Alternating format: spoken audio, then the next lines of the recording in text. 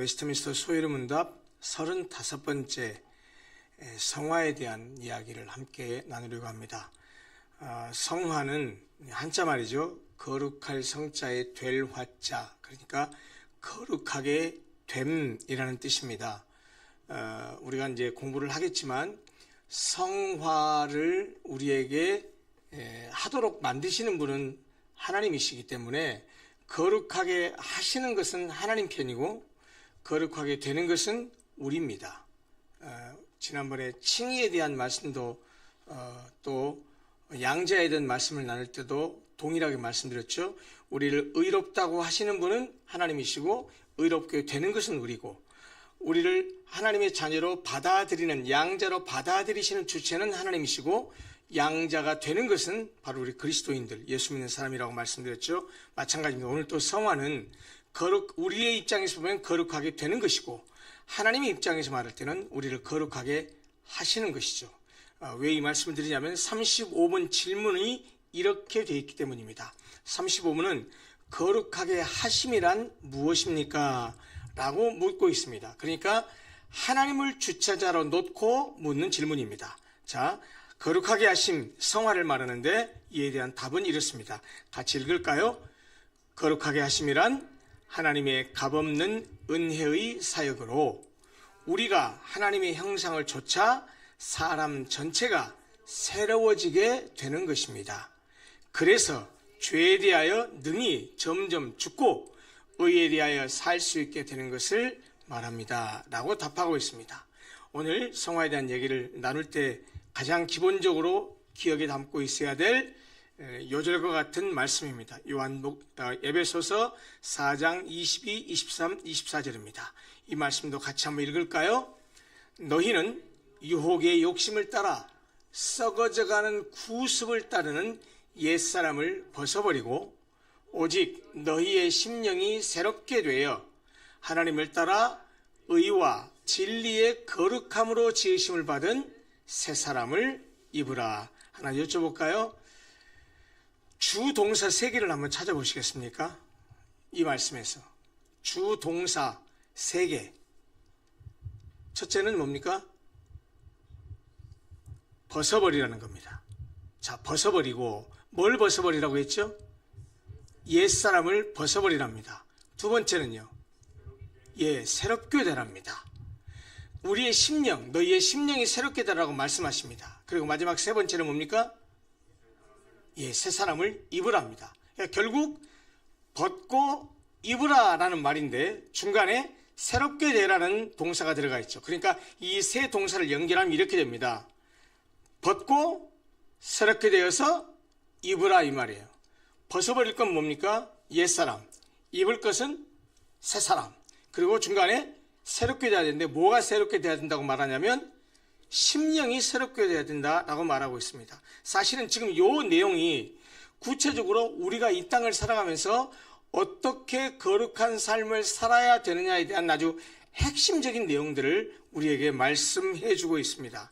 우리가 벗어버려야 될 것은 자꾸 예전에 예수 믿기 전에 하나님께 붙들림 받기 전에 이 땅을 바라보고 육신적인 욕구만을 바라보고 자꾸 썩어져 갈 것을 찾았던 그 옛 구습을 따르는 우리의 옛사람의 모습, 이거 벗어버려야 되고 대신 의와 진리의 거룩함으로 새롭게 지으심을 받은 새 사람을 입어야 된다는 것이죠. 그러려면 우리의 심령이 새롭게 되어야 된다고 성경이 말하고 있습니다. 자, 그러면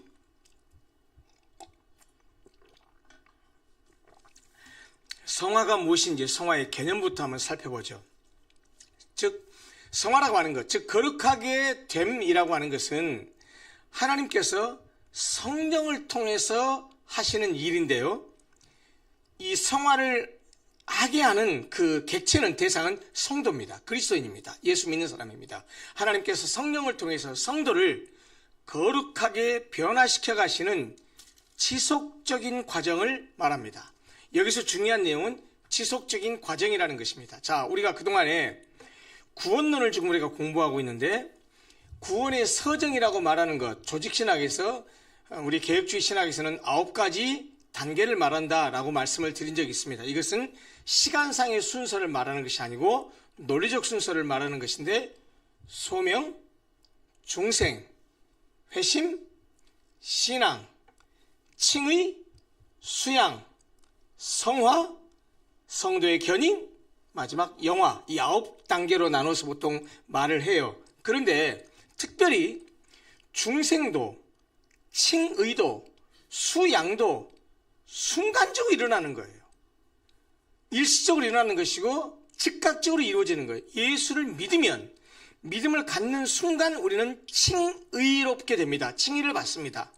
예수를 믿는 순간 우리는 과거에 죄의 종이요 마귀의 종이었던 우리가 신분과 권세가 달라져서 하나님의 자녀가 됩니다. 이것은 즉각적으로 이루어지는 거예요. 뭐만 있으면, 예수 그리스도를 믿는 믿음만 있으면 즉각적으로 이루어지는 거예요. 그러나 성화는 다릅니다. 이건 지속적인 과정입니다.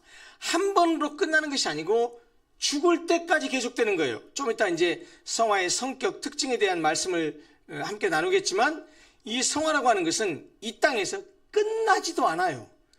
우리가 언제 성화가 완성되느냐, 영화의 단계에 들어갔을 때 완성되는 것이지 이 땅에서는 끝나지도 않아요. 불완전하게 돼요. 이건 성화는 누구든지 완전하게 이룰 수가 없는 거예요. 그렇지만 지속적인 과정이라는 사실을 잊어서는 안 됩니다. 성화가 무엇이냐라고 했을 때 이것은 하나님께서 우리를 거룩하게 변화시켜 가시는 과정인데, 그것은 일평생 우리가 죽을 때까지 지속된다는 것입니다. 좀 구체적으로 말씀드리면 효과적인 부르심을 받고, 소명이라 그랬죠. 효과적인 부르심을 받고 그 부르심을 통해서 중생에서 하나님의 자녀로 받아들여진 자들, 여기에 이 표현에 지금 이미 구원의 서정 몇 단계가 들어가 있어요. 효과적인 부르심을 뭐라고 했습니까? 소명이라고 했죠. 그 다음에 중생이라는 것도 소중회신할 때 구원의 서정 9단계 중에 하나였죠. 중생한 다음에 하나님의 자녀로 받아들여지는 것을 뭐라고 했습니까? 이것을 양자라고 했죠. 하나님께서 우리를 당신의 자녀로 삼아주신 것이죠. 그런 사람들이 성령의 능력과 은혜로 점점 차츰 죄에서 떠나고 하나님의 형상을 따라서 그리스도를 닮아감으로써 하나님의 거룩하심에 동참하게 되는 것입니다. 여러분, 우리는 본래 죄인이었어요. 죄인이 하나님을 만나는 것이 심판이에요. 그런데 하나님께서는 우리가 죄인이지만 예수를 믿는 믿음을 보시고 우리를 더 이상 죄인으로 인정하지 않고 의롭다고 인정하셨어요. 그리고 의롭다고 인정하실 뿐만 아니고 이제 하나님의 자녀가 됐기 때문에 하나님 당신께서 주도적으로 우리에게 은혜를 주셔서 우리가 하나님을 닮아가도록 하신다는 것입니다. 한 걸음 더 나아가서 성화에 대한 개념을 조금 더 구체적으로 설명하자면, 성화라고 하는 것은 단순한 도덕적 개선이 아닙니다. 이게 무슨 말이냐면, 기독교인들이 이것을 교리적으로 굉장히 혼란스러워 하는데요. 한 가지 여쭤볼게요. 예수 믿는 사람이 도덕적으로 사는 것이 마땅합니까? 아니면 도덕적으로 사는 것과 무관합니까? 우리 예수 믿는 사람이 윤리 도덕적으로 살아가는 것, 그것이 마땅합니까? 안 그러면 우리가 윤리 도덕적으로 살아가는 것에 대해서 무관심하게 살아도 괜찮습니까? 자, 윤리 도덕적으로 깨끗하고 바르고 의롭고 이렇게 살면 구원 받습니까? 아니죠. 자, 이걸 헷갈린단 말이죠. 윤리 도덕적으로 착하고 선하게 산다고 해서 구원받는 것은 아니에요. 자, 이렇게 생각하면 예수 믿는 것과 신앙과 윤리 도덕적인 삶은 관계가 없다는 말이구나라고 오해하는데, 아니에요. 구원의 어떤 근거로서 얘기할 때는 윤리 도덕적인 삶이 구원의 근거가 될 수는 없어요. 구원의 근거는 유일해요. 하나밖에 없어요. 그게 뭡니까?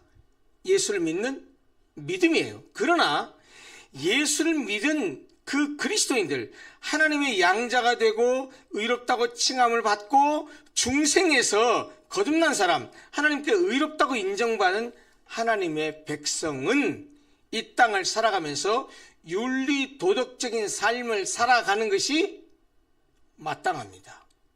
왜냐하면 그것이 하나님께서 우리에게 요구하시는 거예요. 그러나 성화라고 하는 것이 단순히 도덕적인 개선, 옛날보다 착하게 사는 것, 옛날보다 좀 도덕적으로 조금 더 좋아지는 것, 이것을 의미하는 것은 사실 아니에요. 그렇지만 성화가 되면 도덕적 개선의 모습으로 나타나는 것은 사실이에요. 이걸 혼란스러워하지 마세요.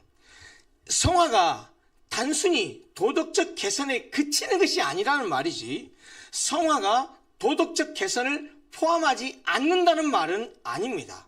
단순히 도덕적으로 조금 나아지는 개선에 그치는 것이 아니라, 성화는 뭐냐면 하나님의 말씀과 성령의 역사로 이루어지는 우리의 영적인 변화를 말합니다. 그러니까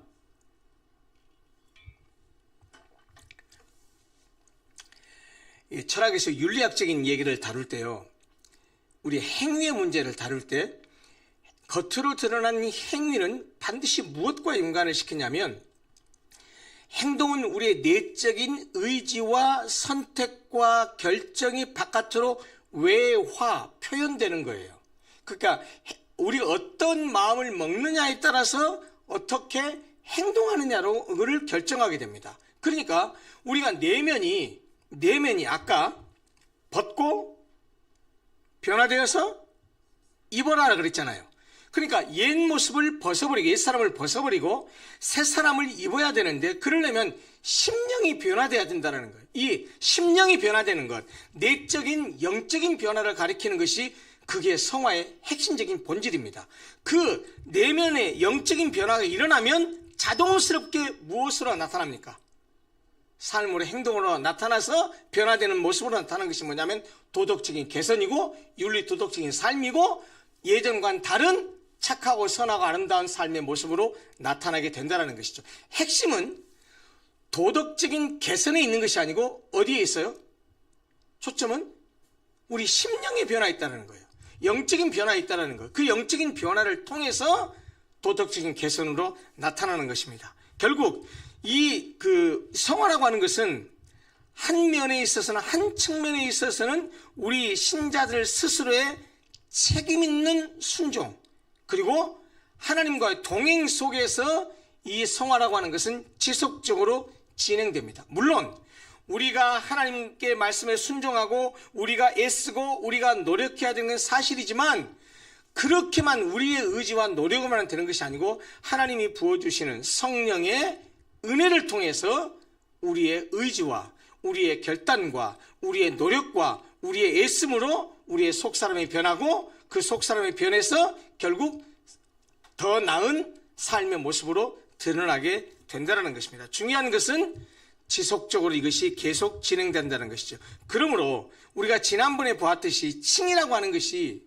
법적인 선언이라면, 칭의도 그렇고 양자도 그렇고 하늘나라의 법정에서 이루어지는 선언이라고 말씀드렸습니다. 칭의가 법적인 선언이라면, 성화는 실질적인 내면의 변화요, 그 내면의 변화를 통해서 나타나는 삶의 바람직한 모습이다, 외적인 모습이다 라고 말할 수 있습니다. 이 성화에 대해서는 성경이 여러 곳에서, 구약 성경에서 신약 성경에서 우리가 거룩하게 돼야 되고 새롭게 변화돼야 되고 하나님을 닮아서 우리도 거룩한 삶을 살아야 된다는 사실을 성경이 계속해서 강조합니다. 이제 성화의 성경적인 근거들을 중요한 몇 개를 한번 찾아보려고 합니다. 레위기 11장 44절과 45절. 레위기의 주제가 뭐 있었죠? 거룩입니다. 거룩. 레위기에 보면 앞에 그 5대 제사가 나올 뿐만 아니고 뒤에는 정결에 관한 얘기가 계속해서 논의가 돼요. 그런데 전체적인 레위기의 핵심적인 그 핵심 단어가 뭐냐? 그걸 거룩이라고 말할 수 있는데요. 그것을 잘 표현하고 있는 것이 이 레위기 11장 44절과 45절입니다. 자, 이렇게 말씀합니다. 나는 여호와 너희 하나님이라. 내가 거룩하니 너희도 몸을 구별하여 거룩하게 하고 스스로 더럽히지 말라. 나는 너희의 하나님이 되려고 너희를 애굽 땅에서 인도하여 낸 여호와라. 내가 거룩하니 너희도 거룩할지어다. 자, 이 말씀을 자세히 들여다보십시오. 하나님께서 너희라고 말하는 사람이 누굽니까? 지금 여기서 이 본문의 첫 번째 너희는 누구죠? 이 본문에 따르면 이스라엘 백성들이에요. 너희라고 지칭하는 사람들은 이스라엘 백성들을 가리켜요. 자, 확장적으로 말해서 21세기 오늘날을 우리에게 말씀하시는 너희는 누굽니까? 저와 여러분들이에요. 예수 믿는 사람들이에요. 그리스도인들이에요. 하나님의 백성들이에요. 그런데 이렇게 말씀하셨어요. 나는 여호와 너희 하나님이라. 하나님께서 우리에게 말씀하실 때 우리의 관계성을 얘기합니다. 관계. 나는 너희의 하나님이고 너희는 나의 뭐라는 겁니까? 내 백성이라는 거예요. 보세요. 내가 처음에 나는 너희의 여호와 너희의 하나님이라고 말씀하시면서 내가 거룩하니까 너희들과 나는 너희 하나님이잖아. 너희는 내 백성이고. 그러니까 내가 거룩한 존재거든. 그러므로 너희들도 몸을 구별해서 거룩하게 해라. 스스로 더럽히지 말라. 라고 말씀하십니다. 그러면서 이스라엘 백성들에게 이렇게 말했어요. 나는 너희의 하나님이 되려고 너희를 애굽 땅에서 인도하여 낸 여호와다. 라고 말해요.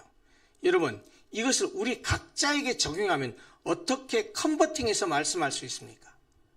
나는 너의 하나님이 되려고 너를 죄악 속에서 인도하고 죄악 가운데서 건져내서 구원한 너의 하나님이다. 너의 여호와라. 이 말씀이거든요. 그러면서 그 관계를 맺은 우리를 구원하시고 우리를 하나님 자녀 삼아주시는 그 하나님께서 우리에게 요구하시는 것이 뭡니까? 거룩하라는 거예요. 그런데 그 거룩해야 될 이유를 뭐라고 지시하냐? 내가 거룩하니까 너희도 거룩하라는 거예요. 이 말은 관계성 속에서 나온 말이에요. 하나님과 우리가, 하나님은 우리의 하나님이시요, 나는 하나님의 백성이니까 하나님이 거룩하신 분이라면 그의 백성된 우리도 마땅히 거룩해야 하겠기에, 그래서 하나님께서 우리에게 거룩하라고 하는 거예요. 여러분 보세요. 우리가 조직신학에서 우리가 이미 앞에서 이 웨스트민스터 소유문답 앞부분에서 신론, 신에 대한 공부를 했는데 그 중에 어떤 내용이 있었냐면 신의 속성을 공부한 적이 있어요. 기억나시는지 모르겠어요. 그 하나님께서 가지신 인간과 함께 가지고 있는 공유적 속성과 하나님만 가지고 있는, 인간은 가지고 있지 않은 비공유적 속성이 있었는데 그 속성 가운데 하나가 뭐냐면 하나님은 거룩하신 분이라는 거예요. 거룩성이에요. 그러니까 이것은, 거룩이라고 하는 것은 하나님의 영광스러운 성품이죠. 그러므로 거룩한 하나님의 백성이 된 그리스도인들도, 우리도 하나님을 따라서 마땅히 거룩하게 돼야 되는 것은 당연한 것이죠. 그래서 레위기 11장 44절 45절에서도 반복해서 내가 거룩하니 너희도 거룩해라, 내가 거룩하니 너희도 거룩할지어다 라고 말씀하시는 것입니다. 같은 레위기 20장 26절에 이렇게 말씀하십니다. 너희는 나에게 거룩할지어다. 이건 조금 다른 표현이죠. 너희는 나에게 거룩할지어다. 하나님을 향해서 거룩한 존재가 되어야 된다는 겁니다. 왜? 우리가 하나님의 자녀이기 때문에. 이는 나 여호와가 거룩하고 내가 또 너희를 나의 소유를 삼으려고 너희를 만민 중에서 구별하였음이라. 자, 여러분, 여기에 이제 중요한 거룩이라는 단어의 의미가 등장하죠.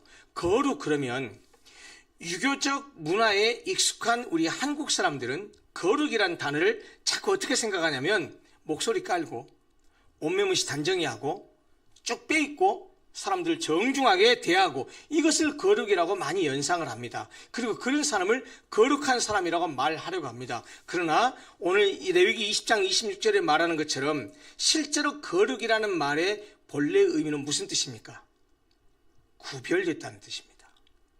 구별됐다. 그러니까 너희는 나에게 거룩할지어다, 이 말은 무슨 말이냐면 세상에는 수많은 사람들이 있는데 너희들은 내 백성이니까 나를 향해서 세상 사람들과 다른 삶의 모습으로 살아야 된다라고 하는 것이 너희는 나에게 거룩할지어다라는 말의 의미입니다. 그리고 실제로 하나님은 너희를 만민 중에서 구별했다. 뭐 하려고? 나의 소유를 삼으려고, 내 백성이 되게 하려고 만민 가운데서 구별했다라고 말하면서 그래서 거룩해야 한다고 말씀하십니다. 거룩이라는 말의 핵심적인 말의 의미는 아까도 말씀드렸듯이 우리 한국 사람들이 가지고 있는 유교적인 의미의 모습이 아니고 구별되는 것입니다. 누구와 구별되는 겁니까? 세상 사람과 구별되는 모습으로 살아가는 거예요. 그러니까 사실 우리가 거룩하게 살아간다라고 하는 것은 세상 속에서 안 믿는 사람과 더불어 살아갑니다. 사업을 해도 그리스도인 예수 믿는 사람하고만 파트너십을 갖는 것이 아니죠. 안 믿는 사람하고도 하고, 장사를 해도 믿는 사람도 살아오고 안 믿는 사람도 살아오고 또 진료를 보는 환자도 그 중에는 크리스찬도 있고 넌 크리스찬도 있고 이런 많은 사람들과 더불어 살아갑니다. 그런데 우리가 그들과 함께 더불어 살아가는 세상 삶 가운데서 세상 사람들이 살아가는 라이프 스타일, 세상 사람들이 가지고 있는 가치관, 세상 사람들의 세계관과 다르게 하나님 백성답게 구별돼서 살아가는 것, 그게 뭡니까? 그게 거룩입니다. 그러니까 우리가 거룩해야 되는 가장 핵심적인 그 근거는 뭐냐면 하나님이 거룩하신 존재고 우리가 거룩하신 하나님의 백성이 되었기 때문이라는 것입니다. 신약성경 요한복음에서 이렇게 말씀하십니다. 그들을 진리로 거룩하게 하옵소서. 아버지의 말씀은 진리니이다 라고 예수님이 말씀하십니다. 거룩하게 할 때 그 근거가 되는 것이 뭐라고 말합니까? 진리, 하나님의 말씀이라고 그렇게 말씀하고 있습니다. 로마서 6장 19절에 이렇게 말합니다. 너희 육신이 연약함으로 내가 사람의 이해대로 말하노니 전에 너희가 너희 지체를 부정과 불법에 내주어 불법에 이른 것 같이 이제는, 전에는 이제는 그랬어요. 이것을 아까 에베소서에 있는 말씀과 요절 말씀과 연상시해서 생각하면 전에는 뭐예요? 옛사람의 모습이었을 때를 말해요. 구습을 좇는 사람이었을 때를 말해요. 이제는 뭐예요? 예수 믿고 칭의를 받아서 하나님의 백성이 된 지금을 말해요. 전에는 너희가 너희 지체를 부정과 불법에 내주어서 불법에 이르렀지만 이제는 하나님의 백성이 되었으니 너희 지체를 의에게 종으로 내주어서 어디에 이르라? 거룩함에 이르라 라고 말합니다. 그러니까 사실 예수 믿고 구원받은 사람의 이 땅을 살아가면서 이루어내야 될 가장 중요한 종착 지역이 어디냐? 그건 거룩함입니다. 사실 그런 점에서요, 우리 그리스도인들도 그렇고 교회도 그렇고 거룩함을 상실해버리면 그리스도인의 정체성을 상실한 것과 다름없습니다. 예수 믿는 사람이 세상 사람과 똑같이 살아가고 구별된 모습이 없다. 어떻게 세상 사람과 예수 믿는 사람을 구별할 수 있겠어요? 구별할 수 있는 것은 세상 사람과 달리 살아가는 모습이죠. 거룩한 모습이죠. 교회가 세상의 모든 단체와 기관과 조직과 다른 것이 무엇입니까? 하나님의 백성들로 이루어진 이 교회 공동체가 거룩한 모습으로 세상 사람들에게 보이는 것, 그것이 교회의 정체성 중에 하나라고 말할 수 있는 것이죠. 고린도후서 3장 18절 이렇게 말합니다. 우리가 다 주의 영으로 말미암아 영광에서 영광에 이르러 그의 형상과 같이 어떻게 된다고요? 변화하니라. 사실 거룩하게 된다라고 하는 것은 변화된다라고 하는 걸 얘기하는 거거든요. 언젠가 제가 말씀드렸지만 예수 믿고 나서 변화되지 않았다. 예수 믿기 전의 모습과 예수 믿고 나서 모습이 똑같아. 여러분, 이것은 사실 역설적인 의미에서의 기적입니다. 무슨 말이냐? 예수 믿고 나서 전혀 변화가 안 됐다는 것은 있을 수가 없는 일이에요. 그런 의미에서 부정적인, 역설적인 의미에서 기적이라고 말할 수 있어요.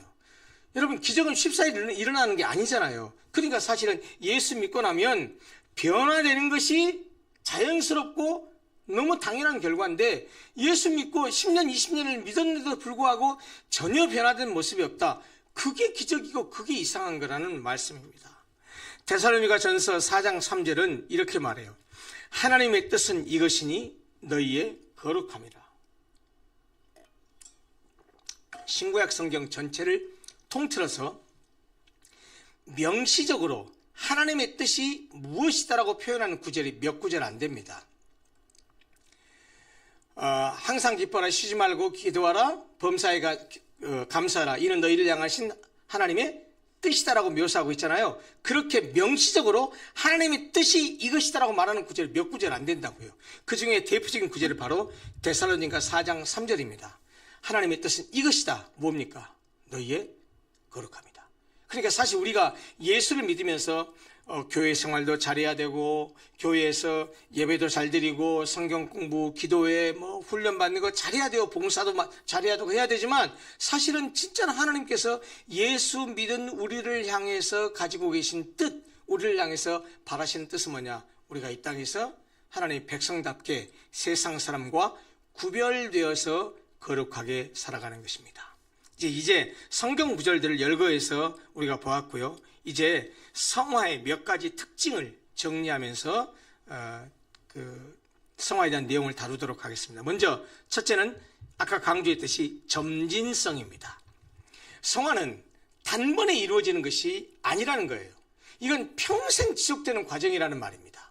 그래서 언젠가 제가 말씀드렸지만 예수를 믿는 신앙생활을 한다라고 하는 것은 영어로 표현하면 under construction, 공사 중이에요.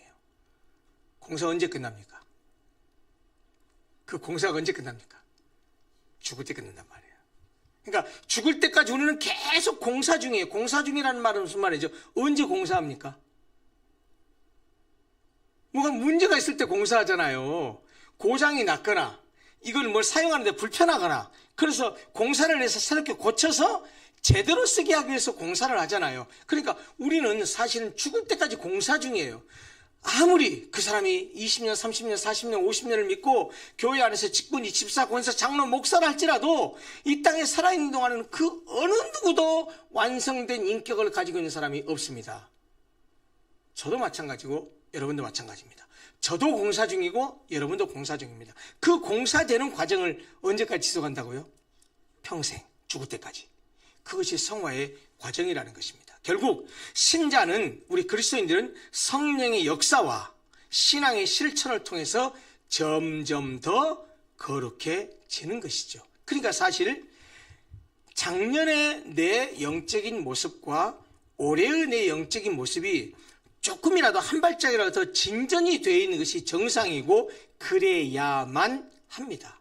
여러분, 이렇게 되려면 이렇게 점진적으로 하나님 앞에 나아가고 점진적으로 거룩한 모습으로 살아가야 된다고 한다면 하나님의 은혜뿐만 아니고 무엇도 필요하다고요? 우리의 노력, 우리의 애씀도 동시에 필요하다는 것입니다. 고린도후서 3장 18절 이렇게 말합니다. 우리가 다 주의 영으로 말미암아 영광에서 영광에 이르러 그의 형상과 같이 변화하리라. 여기 그의 형상이 뭘 말합니까? 하나님의 형상. 사실 성화라고 하는 것은 아담이 선악과를 따먹고 타락한 순간 일그러져 버린, 망가져 버린 하나님의 형상을 예수를 믿음으로 말미암아 우리가 새로운 존재로 신분이 바뀐 다음에 이 땅을 살아가면서 그 주님을 따라가고 말씀을 따라가고 순종하는 가운데 결국 잃어버린 하나님의 형상, 일그러져 버린 하나님의 형상, 그 예수 그리스도의 본을 따라서 그 잃어버린 하나님의 형상을 다시 회복하는 것, 다시 찾아가는 것, 그것이 성화라고 표현할 수 있을 것입니다. 두 번째입니다. 성화는 성령의 사역입니다. 아까도 말씀드렸지만 성화는 성령께서 주도적으로 행하시는 은혜의 역사입니다. 성화는 하나님께서 우리에게 은혜를 베푸셔야만이 이루어질 수 있는 것이지 우리의 노력만으로는 불가능합니다. 그렇다고 해서 성령이 주도적으로 한다고 해서 우리의 노력이 필요가 없는 것은 아닙니다. 성화는 인간의 노력도 필요하지만 핵심적으로 성령의 도우심 없이는 전혀 불가능하다는 것이죠. 그러니까 사실은 구원은 우리가 예수를 믿고 중생하고 거듭나서 하나님의 자녀가 되고 양자가 되고 하는 모든 그런 과정은 사실은 하나님께서 주도적으로 하시는 것이지만 구원의 서정 가운데 유일하게 우리 인간의 책임이 강조되는 것이 이 성화입니다. 성령의 도우심 없이는 이 성화가 이루어질 수 없지만 동시에 우리 인간의 노력 없이도 성화는 이루어지지 않습니다. 사실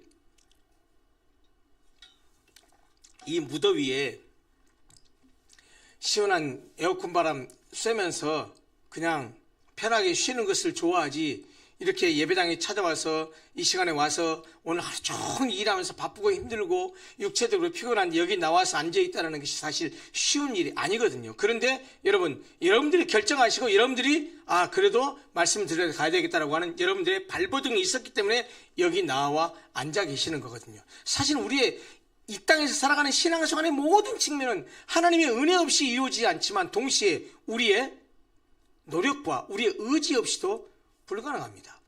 하나님이 주신 은혜는 우리의 몫이 아니지만 우리가 해야 될 몫은 우리가 최선을 다해서 해야 되는 것이죠. 그것이 바로 성화도 마찬가지라는 것입니다. 핵심적인 것은, 그러나 잊지 말아야 될 것은, 이 성화의 핵심적인 주도적인 역사는 누가 가지고 계시냐, 이니셔티브는 누가 가지고 계시느냐, 성령 하나님이 가지고 계시다는 겁니다. 갈라디아서 5장 16절 이렇게 말합니다. 성령을 따라 행하라. 그리하면 육체의 욕심을 이루지 아니하리라. 사실 이 성화에 대해서는 성경이 여러 가지 그 표현으로 묘사하고 있어요. 그 중에 사도 바울이 즐겨 쓰는 표현이 뭐냐면 육에 대해서는 죽고 영에 대해서는 살아나는 거예요. 그리고 육체의 소욕과 성령의 소욕을 늘 대조해서 사도 바울은 얘기해요. 여러분, 우리는 육체의 목숨을, 육체의 생명을 가지고 있는 한 육체의 소욕이 없을 수가 없습니다. 기본적인 육체를 충족시키는 그런 욕구가 살아있는 동안은 없을 수가 없습니다. 그런데 육체의 소욕 중에 어떤 것은 선악으로 말할 수 없는 중립적인 그런 것도 있어요, 우리 욕구 가운데. 그런데 또 어떤 욕구는, 이 육체의 욕구 가운데는 우리를 죄로 이끌어가고 하나님으로부터 멀어지게 하는 육체의 소욕들이 상당히 많습니다. 그것들을 제어하는 것이 무엇입니까? 육체의 소욕을 제어하는 것, 컨트롤하는 것, 그것은 성령의 소욕이에요. 우리가 세상 사람과 다른 것은 뭐냐면 예수를 믿는 순간 성령을 받았기 때문에, 성령이 우리 안에 내주하고 계시기 때문에 우리 안에 있는 육체의 소욕이 옛사람의 본성에 나와서 어떻게 하려고 하지만 그 성령께서 아니야 아들아 그렇게 하면 안 돼, 그것은 하나님이 기뻐하는 것이 아니야 라고 우리를 컨트롤하기도 하고, 우리에게 아들아 이렇게 해야 돼 라고 세미한 음성으로 들려주시면서 우리가 육체의 소욕을 따르기보다는 성령의 소욕을 따르도록 우리에게 늘 그렇게 말씀하시죠. 우리가 그 성령의 소욕대로 따라갔을 때만이, 그랬을 때만이 육체의 소욕을 물리치고 거룩한 삶을 살아갈 수 있는 것이죠. 그렇게 성령이 우리에게 말씀하실 때 그 성령의 음성을 따라가는 것, 그건 우리가 선택하고 결정해야 되는 거예요. 그래서 갈라디아서 5장 16절도 성령을 따라서 행하라고 우리에게 권면합니다. 이 성령을 따라서 행하는 거 누가 결정합니까? 우리가 하지요. 우리가 하지요. 그러니까 우리의 의지도 필요한 것인데, 분명히 주도적으로는 뭘 하냐? 성령이 말씀하신다는 거예요. 우리를 거룩하게 살라고 우리에게 성령의 소욕을 말씀하실 때 우리가 그걸 따라가야 된다는 것입니다. 그래서 우리의 성화를 하도록 하는 그 이니셔티브는 성령께서 잡고 계시는데, 우리가 그것을 따라가는, 성령의 소욕을 따라가고 성령의 음성을 따라가고 성령을 따라서 행하는 우리의 의지, 우리의 노력도 굉장히 필요하다는 것입니다. 그것이 세 번째입니다. 성화의 특징 세 번째, 신자의 책임이 있다는 거예요. 성화는 전적으로 하나님의 은혜로 이루어진다고요. 그것을 방금 전에 말씀드렸습니다. 그렇지만 그 성화는 우리 자신의 순종과 우리 자신의 노력이 요구된다는 거예요. 신자는, 우리는 말씀을 듣고 순종하면서 거룩한 삶을 살아야 될 책임이 우리에게 주어져 있다는 겁니다. 그러니까요, 성경은 항상 이 두 가지 양면성을 얘기한다니까요. 우리가 구원에 대한 얘기도 그랬잖아요. 자, 어떻게 하면 구원받냐? 믿으면 구원받아요. 자, 믿을 때, 예수를 믿을 때 누가 믿었습니까? 내가 믿었죠. 내가 믿었어요. 그러니까 내가 믿냐 안 믿냐 선택은 내가 해야 되는데, 분명히 우리의 선택은 우리에게 있어요. 근데 성경은 동시에 또 뭐라고 말해요? 우리가 선택한 그 믿음을 하나님이 주신 은혜라고 말을 해요. 그러니까 이것은 뭐냐면, 하나님의 관점에서 말했을 때는 그것을 하나님의 은혜라고 말하지만, 우리의 관점에서 말할 때는 뭐라고 말합니까? 우리의 선택, 우리의 의지를 말해요. 성화도 마찬가지예요. 그런데 특별히 성화는 우리가 순종하고 우리가 노력하는 것, 그것이 정말 중요하다는 사실을 강조합니다. 로마서 8장 13절을 보면 너희가 육신대로 살면 반드시 죽을 것이로되 영으로서 몸의 행실을 죽으면 살 것이다 라고 말합니다. 죽이고 살리는 것, 우리가 아까 말씀드린 대로 사도 바울이 즐겨 쓰는 표현, 육체의 소욕을 내가 따라가면 죽게 되는 것이고 성령의 소욕을 따라가면 살게 된다라고 말하는 거예요. 이거 결정하는 거 누가 해요? 우리가 하는 거예요. 그 책임이 누구에게 있어요? 우리에게 있다는 겁니다. 그래서 디모데전서 4장 5절은 이렇게까지 말씀하시죠. 하나님의 말씀과 기도로 거룩하여진다라고 말합니다. 그러니까 거룩해지는 유일한 통로와 방편에 대해서 우리가 어떻게 하면 거룩해질 수 있느냐에 대해서 사도 바울이 디모데에게 보낸 편지에서는 두 가지를 얘기했어요. 하나가 말씀, 하나가 기도입니다. 그러니까 사실 경건의 모습을 상실하고 경건의 능력을 상실하고 세속적인 삶을 살아가는 사람, 똑같이 그리스도인이라는 이름을 가지고 살아가지만 분명히 집사, 권사, 장로, 목사이지만 세상 사람과 똑같이 살아가는 사람, 구별됨이 없이 거룩하지 못하게 살아가는 사람, 그건 여실히 드러나요. 말씀에서 따라 있는 사람이고 기도하지 않는 사람이에요. 성경은 명백히 말해요. 하나님의 말씀과 기도로 거룩해진다고요. 빌립보서 2장 12절은 이렇게 말합니다. 그러므로 나의 사랑하는 자들아, 굉장히 무서운 말씀이에요. 두렵고 떨림으로 너희 구원을 이루라. 이건 잘 보십시오. 구원을 주시는 분은 하나님이시고 우리는 구원을 받는다고 말을 해요. 근데 본문에서는 빌립보서 2장에서는 뭐라고 말해요? 구원을 이루라고 말해요. 능동적으로 말해요. 그럼 이 이루는 주체는 누굽니까? 우리 자신이죠. 이건 뭘 말하죠? 우리의 책임을 강조하는 말입니다. 그러니까 그런 것처럼 성화도 마찬가지라는 거예요. 전적으로 하나님의 은혜로 이루어지는 것이 사실이지만 우리의 순종, 우리의 노력이 요구된다는 것입니다. 네 번째입니다. 아까 이미 초반부에서 말씀드렸습니다. 성화는 특징 중 하나는 불완전성입니다. 성화는 이 땅에서 완전하게 이루어지지 않습니다. 과정으로 계속 이어갈 뿐이지 이 땅에 살아가는 동안 완전하게 이루어지지 않습니다. 신자는 죽을 때까지 여전히 죄와 싸워야 하고 이 궁극적인 성화, 구원의 마지막 단계인 영화에 이르렀을 때, 즉 그리스도의 재림 때 이 성화가 완성되는 것이지 이 땅에서는 완성되지 못하는 불완전성을 가지고 있다는 것입니다.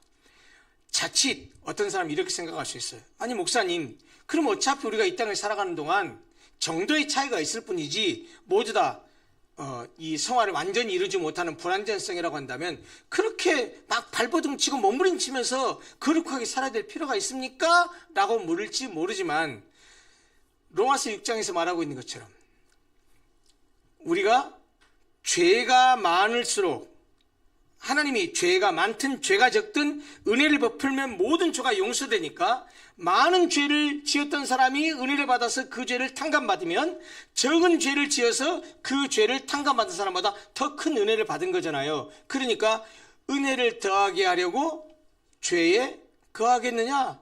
라는 질문을 해요. 왜? 그렇게 생각하는 사람이 있었거든요. 그런데 바울은 그에 대해서 뭐라고 말합니까? 그럴 수 없느니라. 그러면서 뭐라고 말하냐면 죄에 대해서 죽은 우리가 어찌 죄 가운데 살리요? 라고 말해요. 사실 사도 바울이 말한 그 말씀은 우리에게 성화의 기초를 얘기해 줍니다. 우리는 이미 전에는 죄인이었지만 예수를 믿는 믿음을 통해서 죄인의 자리에서 의롭다고 인정돼서 칭의가 되어서 하나님의 거룩한 백성으로 자리를 옮겨왔어요. 그러면 우리가 사는 삶의 바탕이 죄 속에 사는 것이 아니고 하나님 안에서 사는 것이기 때문에 살아가는 동안은 어찌하든지 하나님의 말씀 안에 붙들리고 그리고 기도하면서 거룩하게 살아가면서 내가 하나님의 백성입니다 라는 것을 표현하고 증명해야 되는 책임이 우리에게 주어진다는 것입니다. 그렇기 때문에 이 땅을 살아가는 동안 할 수만 있으면 한 걸음 한 걸음 더 십자가 앞으로 나아가고 한 걸음 한 걸음 더 하나님이 요구하시는 그 순종의 궁극적인 데까지 나아가는 것, 그것이 예수를 믿어서 구원받은 그리스도인들이 이 땅에서 살아가는 데 주어진 삶의 신앙생활의 가장 궁극적인 목표요 방향성이 되어야 된다는 사실입니다. 빌립보서 3장 12절 이렇게 말합니다. 내가 이미 얻었다 함도 아니요 온전히 이루었다 함도 아니라 오직 내가 그리스도 예수께 잡힌 바 된 그것을 잡으려고 달려가더라. 이게 뭘 말할까요? 내가 그리스도인이 되어서 하나님 백성이 되었는데 하나님 백성으로 살아가면서 내가 이미 하나님께서 요구하시는 것을 다 행하고 완성하고 이런 것이 아니라 나는 단지 그리스도 예수께 잡힌 바 된 그것, 하나님께서 예수 그리스도를 통해서 주신 그 신앙적인 모범과 하나님의 말씀을 그것을 잡으려고, 무슨 말입니까? 그것을 온전히 행하기 위해서, 그것을 내가 완전히 다 이루기 위해서 그냥 그것을 위해서 잡으려고 애쓰고 따라가는 것뿐이다 라고 말하고 있어요. 그러니까 여러분, 하나가 우리가 위로를 삼아야 되는 게 뭐냐면, 여러분이나 저나 정말 더 거룩하게 살려고 몸부림치고 발버둥치지만 때때로 미끄러질 때 있습니까? 없습니까? 미끄러집니다. 발을 헛딛기도 하고요. 딛지 말아야 될 것에 딛어서 그냥 철렁하고 헛딛기도 하고요. 그러기도 해요. 아마 여러분도 그렇고 저도 그래요. 그러나 그것으로 끝나는 게 아니라는 거예요. 그건 뭡니까? 다 저기까지 나아가는 과정입니다. 과정이에요. 지금 현재 막 하나님 앞에 막 붙들거나 영적으로 충만하거나 그러지 못하고 영적으로 디프레시되어 있는 분들이 가끔 고민을 얘기할 때가 있어요. 목사님, 요즘 너무 영적으로 이렇게 막 다운돼 가지고 기쁘지도 않고 맨날 불평만 나오고 이렇기도 해요. 그런데 그분을 가만히 보면 정말 예전에는 정말 충성스럽게 일했던 분이고 그렇게 하나님 헌신된 분일 수 없어요. 근데 때때로 우리는 그런 영적인 침체에 이를 수 있어요. 다시 말하면 우리가 어떤 도시적으로 표현하면 이렇게 독수리 날개치며 올라갈 때도 있지만 어떨 때는 그냥 어디죠? 서울로 내려가는 것처럼 땅에 떨어질 때가 곤두박질 칠 때가 있어요. 누구나 다 그래요. 우리가 죽을 때까지 계속 상승 곡성만은 타지 않습니다. 다 이런 부침을 겪습니다. 누구나. 물론 그 부침이 어떨 때는 높이 올라가기도 하고 어떨 때는 조금 내려오고 어떨 때는 푹 꺼지기도 하고 이렇지만 가까이서 보면 이런 부침이 계속돼요. 그러나 사실 그 도식으로 그래프로 표현된 우리 영적인 상태를 그래프로 표현한 것을 멀찍이서 보면 우리의 그 영적인 신앙의 그 그래프는요 이렇게 상승 곡선을 그리고 있어요. 그 가까이서는 막 요동치지만 멀리에서는 점점 우리가 더 거룩해져 가는 모습으로 확인된다는 것이죠. 여러분, 그렇기 때문에 우리가 때때로 신앙생활 하면서 영적으로 디프레스 되거나 때때로 신앙생활 하면서도 교회 와도 기쁨이 없고 어떨 때는 하나님이 나에게 주신 교회를 막 봉사하다 보니까 이 일이 버거워가지고 막 어떨 때는 막 쪼그라들기도 하고 그럴 때 있어요.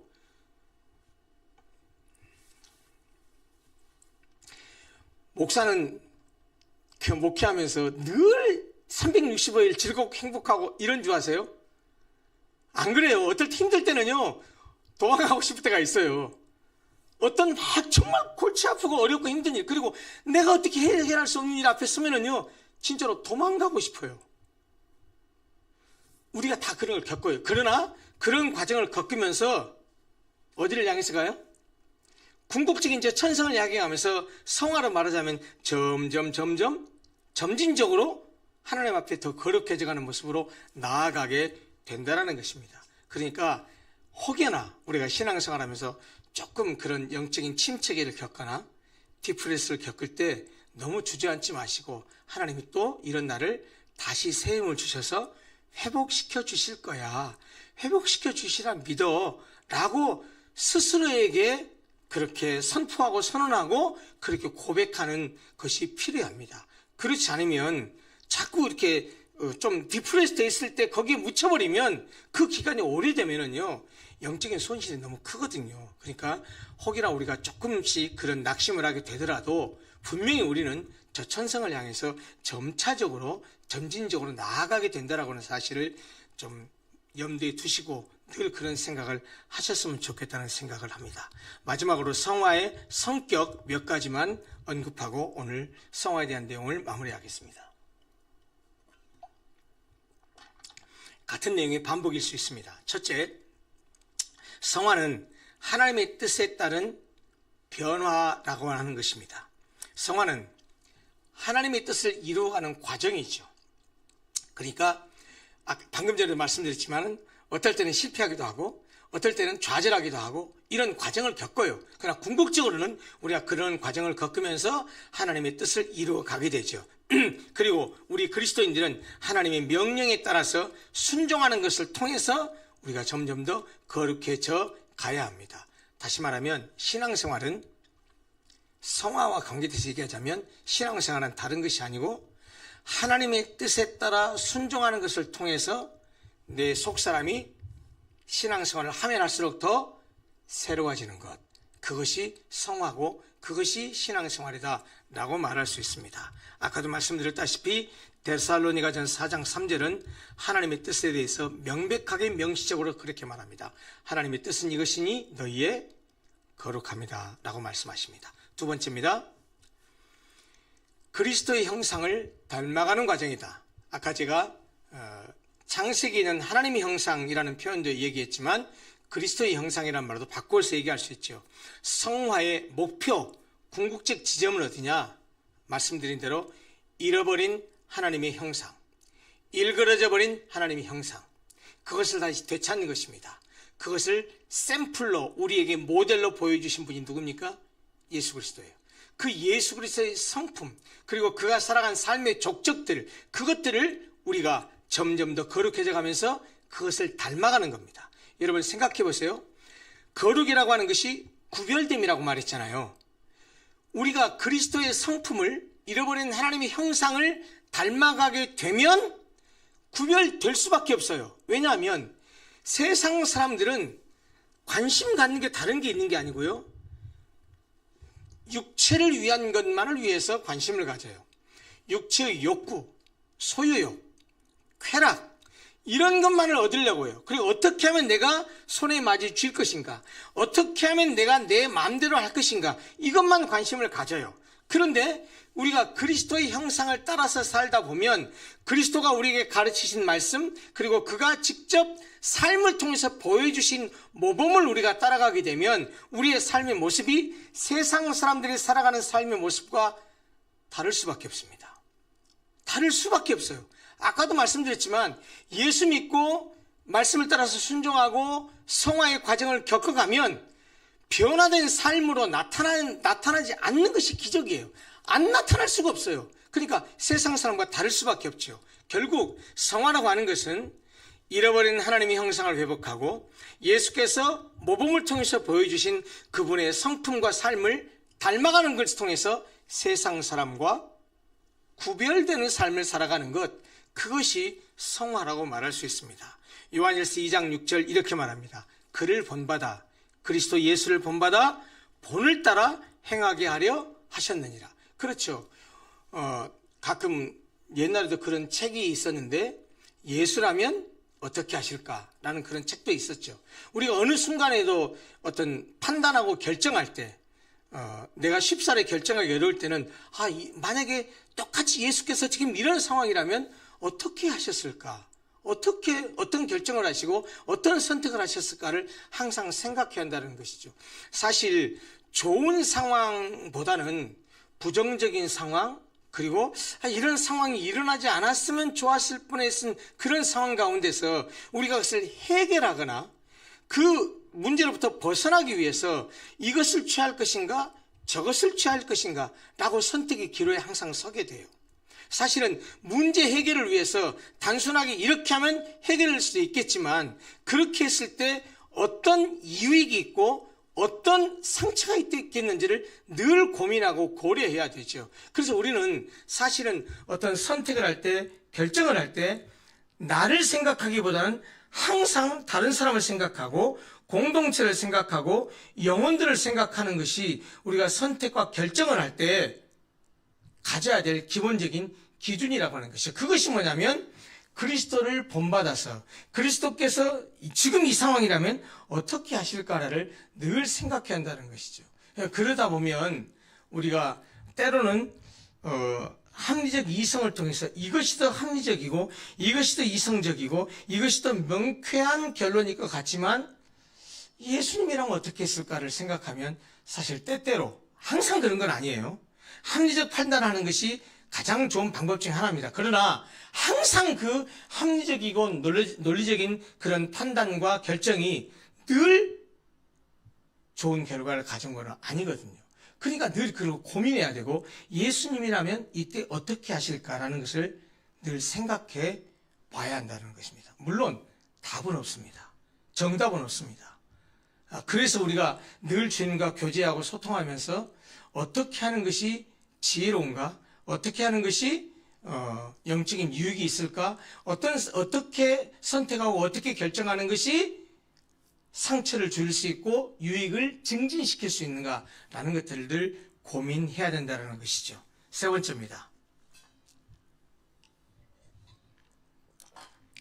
성화는 말씀과 성령을 통해서 이루어집니다. 다시 말하면 성화는 성경 말씀을 중요한 수단으로 해서 성령의 능력으로 이루어지는 거예요. 자, 여기 성경 말씀을 중요한 수단이라고 말하는 것은 뭐냐면 그 구체적인 행위를 하고 결정을 하는 우리가 근거를 무엇으로 삼아야 되냐는 거예요. 그것이 말씀이에요. 그러니까 그 말씀을 따라서 우리가 순종하고 말씀을 따라서 우리가 선택해야 되는데 그렇게만 우리에게만 어떤 그 노력이 요구되는 것이 아니고 아까도 우리가 말씀드렸지만 성령이 주도권을 갖고 있기 때문에 성령의 능력으로 이루어진다는 것이죠. 그러므로 사실은 성화가 되는 그 중요한 그 모티브가 된다고 할까요? 수단이 되는 것은 우리 편에서는 말씀이 기준이 돼서 그 말씀을 따르는 것. 하나님께서 우리에게 주시는 것은 성령을 통해서 우리에게 은혜를 주시는 것. 이것이 결합되었을 때 우리가 점차 거룩한 모습으로 변화되어 간다는 것입니다. 요한복음 17장 17절 아까 본 말씀입니다. 그들을 진리로 거룩하게 하옵소서. 아버지의 말씀은 진리니이다. 그래서 우리가 항상 하나님의 말씀을 근거로 성화해가는 그런 근거, 기준으로 삼아야 된다는 것이죠. 네 번째입니다. 성화는 영적 싸움을 포함합니다. 성화는 단순한 변화가 아니라 죄와의 싸움을 함축하고 있어요. 성화되는 것은, 거룩해지는 것은 그냥 널널하게 아무것도 안 하고 가만히 있으면 자연스럽게 되는 것이 결코 아니고요. 심각한 싸움이 필요합니다. 그것은 육적인 싸움이 아니고 영적인 싸움이죠. 사단과 싸우는 싸움을 포함하고 있어요. 그 싸움을 계속 싸우는 것이죠. 그 싸우는 걸 뭘 말합니까?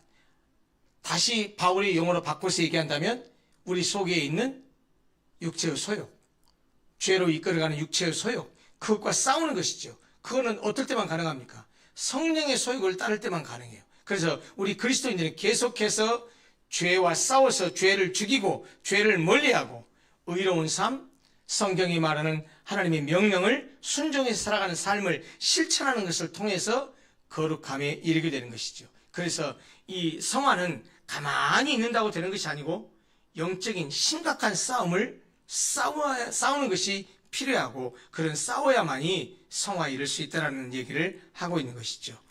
에베소서 4장 22, 23, 24절 우리가 요절로 아까 맨 처음에 봤던 말씀입니다.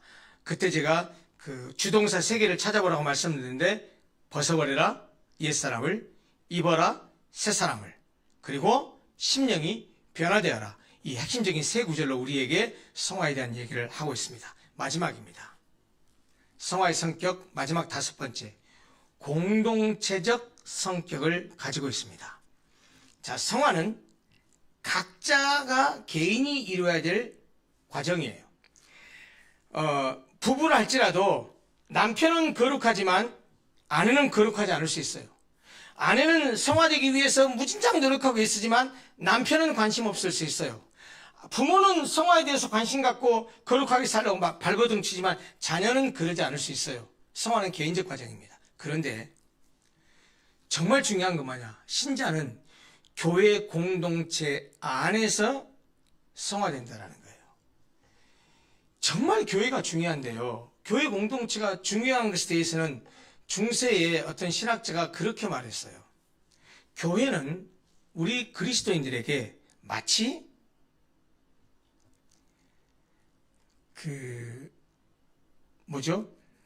복중에 있는 아이의 이 태아와 같은 것이다 라고 말해요. 자궁과 같다고 말해요. 그러니까 그 태아가 자궁 속에 있을 때, 엄마의 자궁 속에 있을 때 보호받고 안전하고 영양을 공급받는 것처럼 그리스도인들은 교회 안에 있을 때에 그렇게 보호를 받고 영양분을 공급받아서 성장해가는 완성된 사람으로 나아갈 수 있다고 하면서 교회의 중요성을 그렇게 표현하게 되었습니다. 성화는 분명히 개인적인 과정이지만 교회 공동체 안에서 성화를 이루어간다는 겁니다. 왜요? 우리가 넘어지면 격리에서 이렇게 세우기도 하고, 어떤 사람이 실족하면 그 사람을 권면하기도 하고, 낙심해 있으면 그 사람을 위로하고 기도하고 사랑하고 하는 그런 과정을 통해서, 그런 것들을 통해서 우리가 더욱더 거룩해져 가는 것이죠. 사실 여러분 이거 어떻게 생각하세요?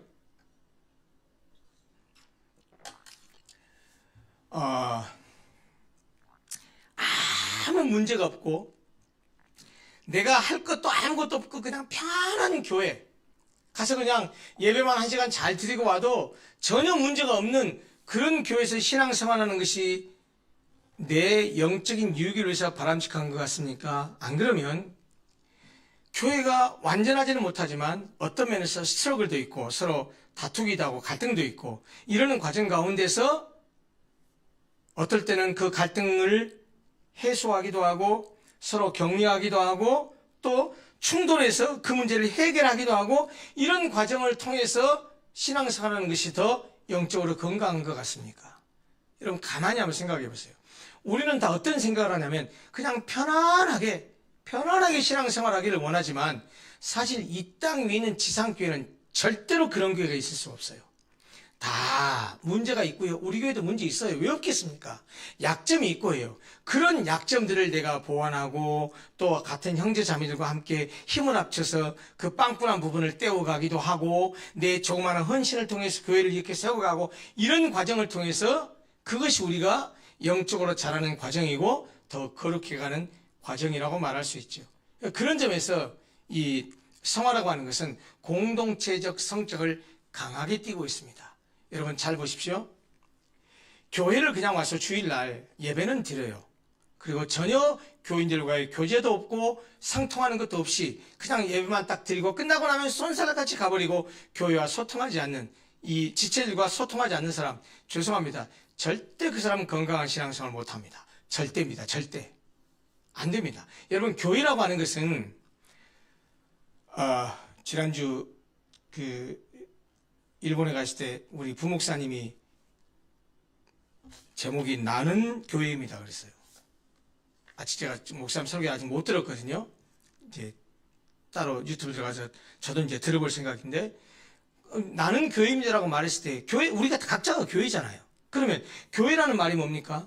내가 하나님과 관계를 맺고 있어요. 내가 하나님과 교제예요.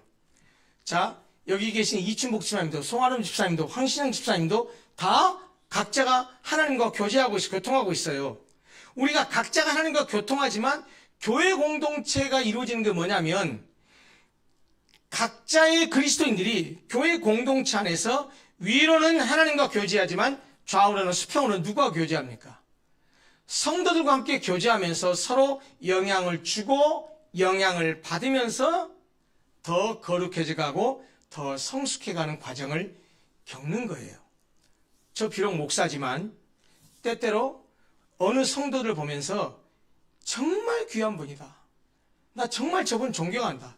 정말 저분 나도 저분과 같은 그런 믿음을 갖고 저분과 같은 저런 분은 나도 본받고 싶다 하는 부분이 있어요. 목사라고 해서 다 완벽해서 목사와 모든 교인도 다 놔두고 그러지 않아요. 저도 어떤 분보다는 약점이 있고 또 어떤 분이 저보다 훨씬 훌륭한 점이 있고 이런 것을 보면서 서로 영향을 주고 영향을 받고 또 배움을 받기도 하고 또 영향을 주기도 하면서 그러면서 서로가 건강하게 자라가는 것이죠. 그것이 교회 공동체가 갖고 있는 중요한 역할과 기능이기도 합니다. 그런 점에서 성화가 공동체적 성격을 가지고 있다는 사실을 잊지 않으셨으면 좋겠습니다. 히브리서 10장 24절 이렇게 말합니다. 서로 돌아보아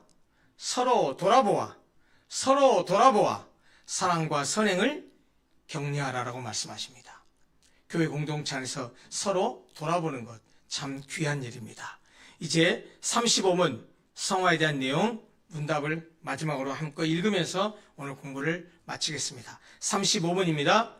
거룩하게 하심이란 무엇입니까? 같이 읽읍시다. 시작. 거룩하게 하심이란 하나님의 값없는 은혜의 사역으로 우리가 하나님의 형상을 좇아 사람 전체가 새로워지게 되는 것입니다. 그래서 죄에 대하여 능히 점점 죽고 의에 대하여 살 수 있게 되는 것을 말합니다.